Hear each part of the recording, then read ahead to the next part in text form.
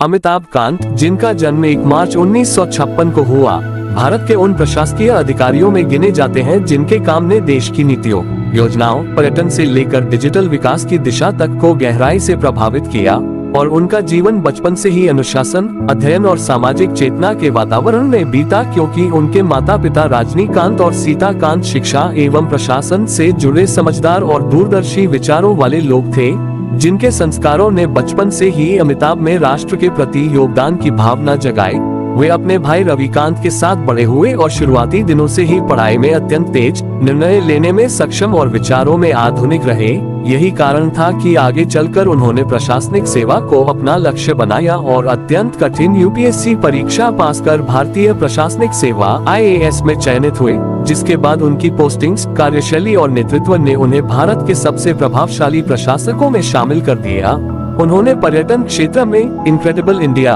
और अतिथि देवो भव जैसी ऐतिहासिक पहलों को सफल बनाया, जिन्हें विश्व स्तर पर सराहा गया और जिसने भारत के पर्यटन उद्योग की छवि को बदल कर रख दिया। बाद में वे नीति आयोग के CEO बने और देश में startup India, digital India, make in India और उद्यमशीलता इकोसिस्टम को आगे बढ़ाने में केंद्रीय भूमिका निभाई, जिस कारण उन्हें आधुनिक भारत के नीति निर्माण के सबसे नवाचारी दिमागों में से एक कहा जाता है। अंतर्राष्ट्रीय स्तर पर भी उनकी पहचान तब और मजबूत हुई जब वे G20 शेर्पा बने और भारत की आर्थिक, सामाजिक और कूटनीतिक आवाज को वैश्विक मंच पर प्रभावशाली तरीके से प्रस्तुत किया। अपने निजी जीवन में वे अपने स्वभाव से शांत, व्यवहारिक और पारिवारिक विचारों वाले व्यक्ति माने जाते हैं और उनकी पत्नी रंजीता कांत उनके जीवन की सबसे मजबूत प्रेरणा एवं समर्थन का स्तंभ है,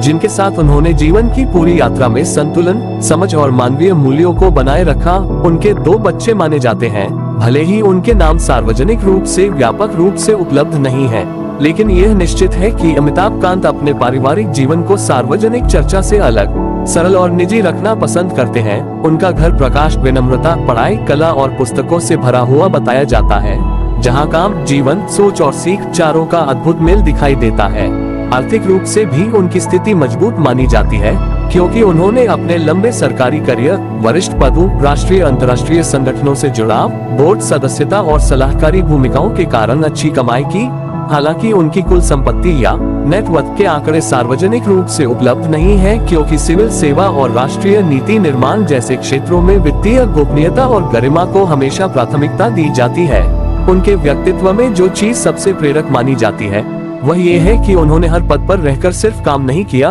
बल्कि काम के माध्यम से देश निर्माण का रास्ता खोजा, राष्ट्र के लिए वैश्विक अवसर पैदा किए, नई सोच को जगह दी, नई पीढ़ी को प्रोत्साहित किया और ये बताया कि प्रशासन सिर्फ फाइलों का काम नहीं होता, बल्कि ये देश की दिशा बदलने वाला मिशन हो सकता है। आज भी वे भारत के विकास, डिजिटल परिवर्तन, वैश्विक प्रतिस्पर्धा और उद्यमिता के भविष्य पर सक्रिय रूप से योगदान दे रहे हैं और उनकी जीवन यात्रा ये सिखाती है कि जब उद्देश्य बड़ा हो, सोच स्पष्ट हो, सीखने की भूख बनी रहे और देश को देने की भावना भीतर से आती रहे, तो पद बदलते हैं पर प्रभाव स्थायी होता है।